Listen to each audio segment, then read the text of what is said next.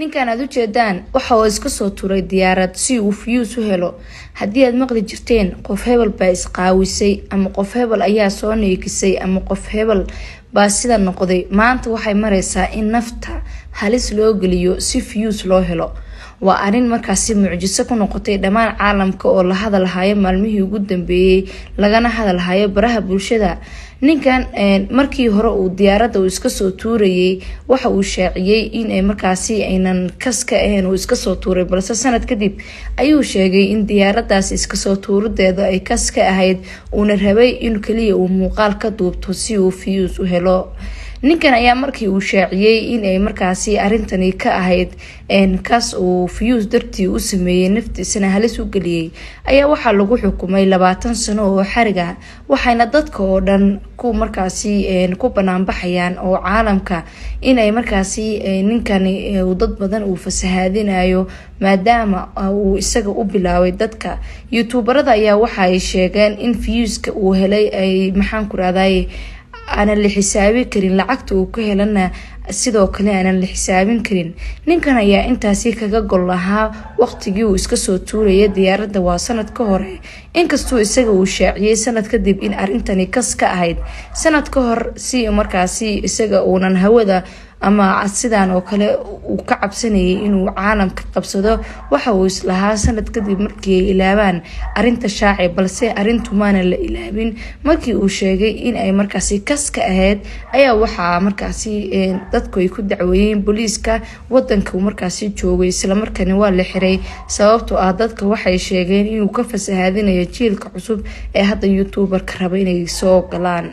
wax walba ay ahaataba ninkan ayaa waxa uu markaasi si aad uga shaqeynayay dhanka iyo diyaaradaha. markiisii hore waxa uuna youtube-kiisii ahaa youtube ay markaasi dad yar ay daawan jireen, kadib markii uu diyaaradda iska soo tuurayna uu helay dad fara badan iyo sidoo kale taageero fara badan oo isku jira kuwa mucaarada iyo kuwa isaga taageeraya.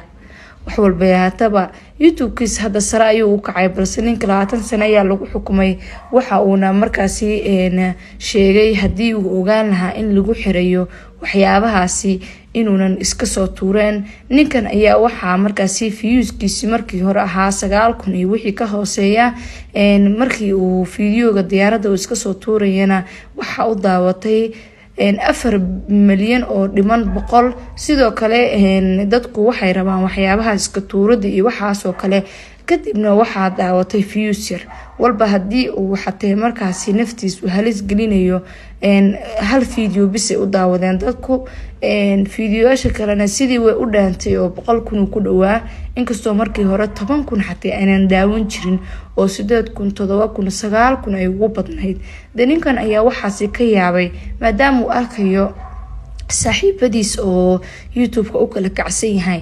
dahami baa qaaday wuxuu sirin maadaama baylot tahay oo diyaaradaha waxaa ka shaqaysid haddaad iska soo tuurto ka waran adoo markaasi maxaan ku dhaha fiideo iska duubay.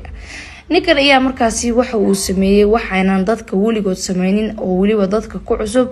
20 sano kadib ayuuna sheegay in markaasi ayaana booliiska uu sheegay 20 sano kadib in la soo dayn doono oo 20 sano oo canaan markaas ahaan loo xiri doono si uu mar kale ugu noqonin maskiinka.